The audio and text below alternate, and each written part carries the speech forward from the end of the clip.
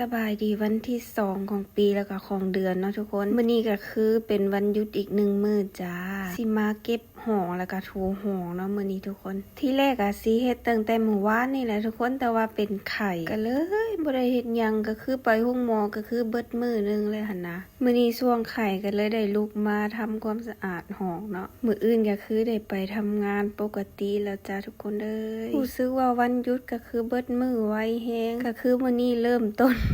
ลุกขึ้นมาก็คือ11 โมงแล้วจ้าครึ่งมื้อแล้วเนาะก็สิมาเมียนหองเก็บหองทำความสะอาดหองก็คือ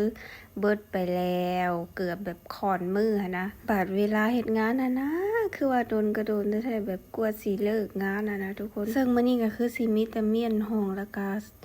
กวดเสร็จถูเนาะทุกคนเพราะว่าตอนแรกมื้อวานนี้รู้สึกว่าช่วงไข้ก็เลยแบบซักเครื่องไว้หั่นนะสิกองไว้มาเฮ็ดในมื้อเดียวก็คือแบบคือสิบ่ได้นอนพักผ่อนเลยหั่นนะทุกคนก็คือแผนวันหยุดก็คือบ่ได้เป็นตามแผนเนาะทุกคนที่แรกอะสิเฮ็ดไว้ตั้งแต่หยุดมื้อแรกหั่นนะแบบซักของซักเครื่องไว้มื้อต่อมาจังได้แบบซักที่นอนหั่นนะแต่ว่ามันก็บ่คือคิดนะทุกคน มื้อนี้ก็คือเครื่องก็ยังบ่แห้งจ้าที่นอนก็คือยังบ่ได้ซักเลยเนาะแบบนี้แหละเนาะแต่ละสิ่งแต่ละอย่างที่เฮาแบบคิดไว้วางแผนไว้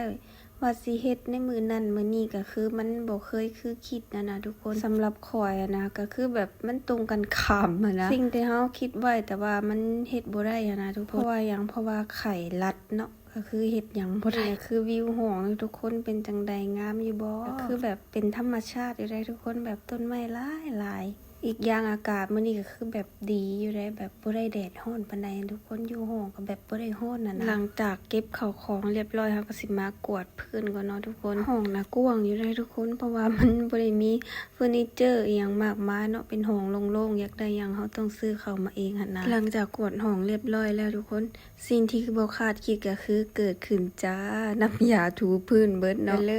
ยสั่งแอปเซเว่นไปจ้าระหว่างรอเขาเจ้ามาส่งก็คือข่อยสิมาเก็บหมากกะทันหรือว่าคนไทยเขาน่าจะเอิ้นพุทรานี่แหละนี่แหละทุกคนจังว่าแบบสิ่งที่เฮาคิดกับความเป็นจริงนะมันช่างแตกต่างกันขนาดแบบว่าสิถูพื้นซื่อๆนะมันยังกินเวลาไปโดนนะทุกคนข่อยเริ่มต้นเมียนหองตั้งแต่12 โมงกลางเว้นเนาะทุกคนก็คือเกือบประมาณบ่าย3นะจังแล้วแต่ละสิ่งแต่ละอย่างก็คือแบบบ่เป็นใจให้เฮาแฮงเนาะเพียงแต่สิเมียนหองถูพื้นซื่อๆยังแบบ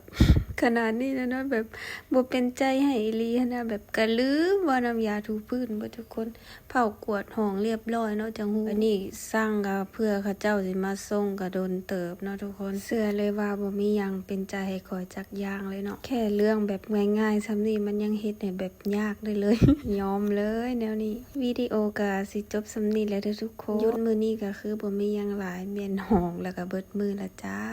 ไปก่อนเด้อบ๊ายบาย